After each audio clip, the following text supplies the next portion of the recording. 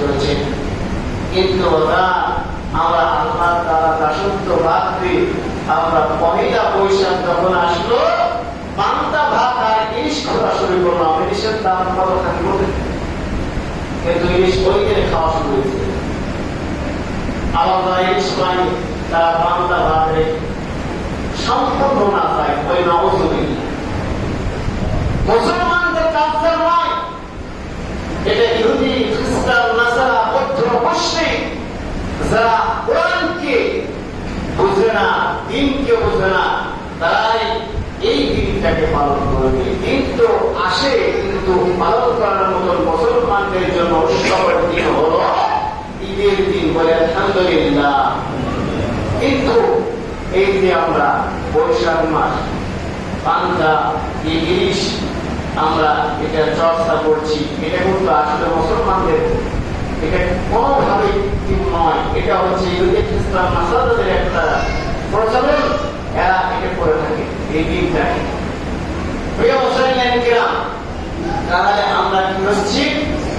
সূরা আস-সুফিয়ান আয়াত করেছি, ইল্লাল্লাযীনা আমানু ওয়া আমিলুস সালিহাতি, ওই সকল মানুষ ক্ষতিগ্রস্তর মধ্যে নয় যারা এই সকল দিন থেকে যারা পরিত্যাগ করে আল্লাহর দিনে একত্রিত হয়েছে, এরা ইল্লাল্লাযীনা আমানু ওয়া আমিলুস সালিহাত, যারা সৎ কাজ করেছে এবং অন্যজনকে উপদেশ দিয়েছে এবং ওই অনুযায়ী আমল করেছে, তথা হকের পথে লেগেছে।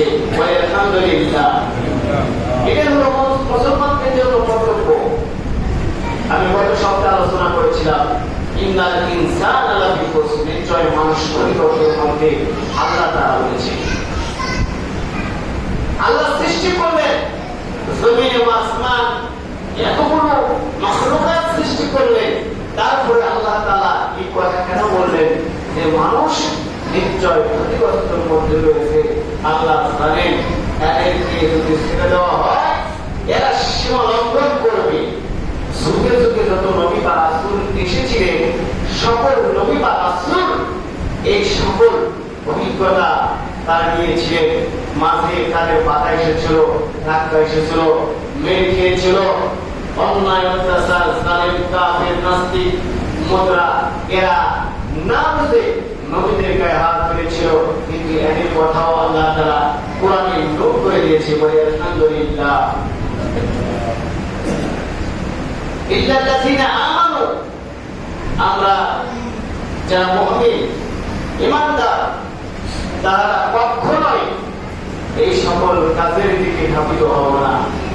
নিশ্চিন্তে আমরা এখানে যারা এসেছি, আমরা আল্লাহ তাআলা খাঁটি বান্দা, বলে আলহামদুলিল্লাহ।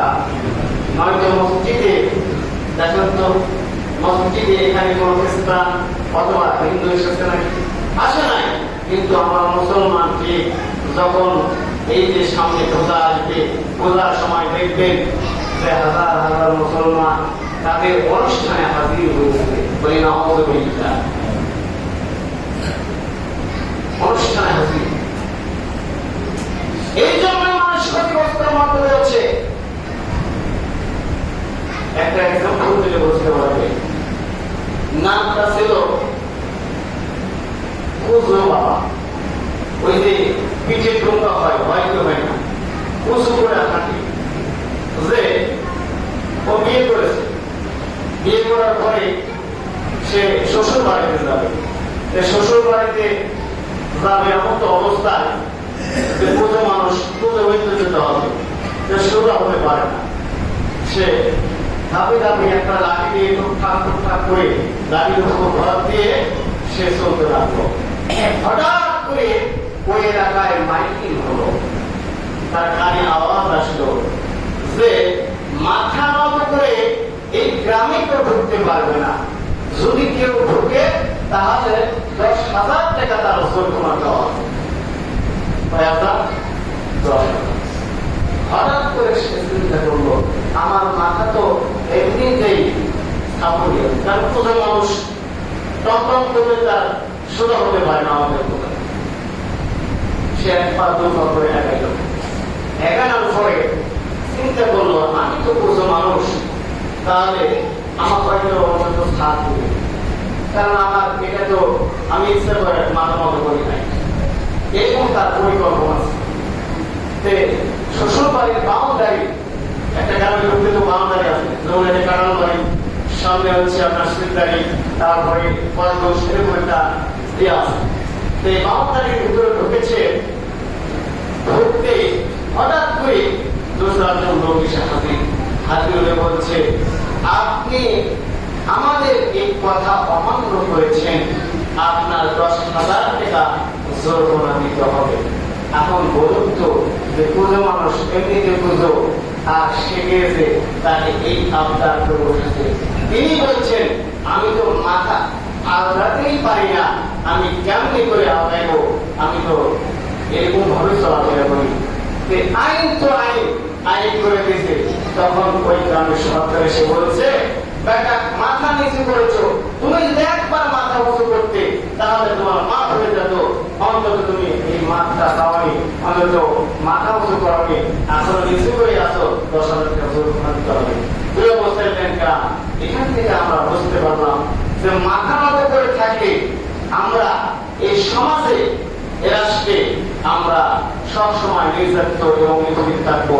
মাথা উঁচু করে আল্লাহর দিকে ধাবিত করে আল্লাহর কোরআনকে ধারণ করে রাসূলের আদর্শে জীবন করার জন্য আমরা সবসময় জবান করে বলবো আলহামদুলিল্লাহ, নারায়ে তাকবীর, আল্লাহু আকবার। এটা হলো মুসলমানের ধ্বনি। প্রিয় মুসলমান কিরাম,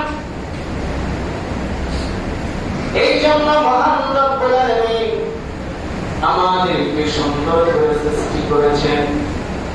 শুধুমাত্র দুনিয়াতে সৃষ্টি করার পরে আল্লাহ তাআলা ঘোষণা এমন দেয়, বান্দারে তোমাদেরকে দুনিয়ায় যা ইচ্ছা তাই করবা, আমি আল্লাহ তোমাদেরকে দুনিয়াতেই বিরক্ত করে দিব, এমন কোন কথা বলেন নাই।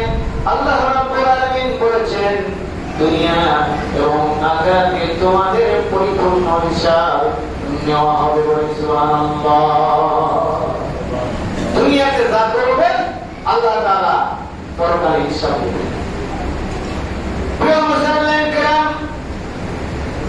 এই জন্য আমাদের সমাজটাকে আমরা যদি কোরআন দিয়ে সাজাতে পারি, ইসলাম দিয়ে সাজাতে পারি, বন্ধুরা আমার আসল কথা হলো আল্লাহ রাব্বুল আলামিন বলেছেন, এই দুনিয়াতে যেমন সম্মান আল্লাহ তাআলা দিবেন, পরকালের জন্য এই কোরআন আমাদের জন্য সেই দিন নাজাতের জায়গা হয়ে যাবে। সুবহানাল্লাহ।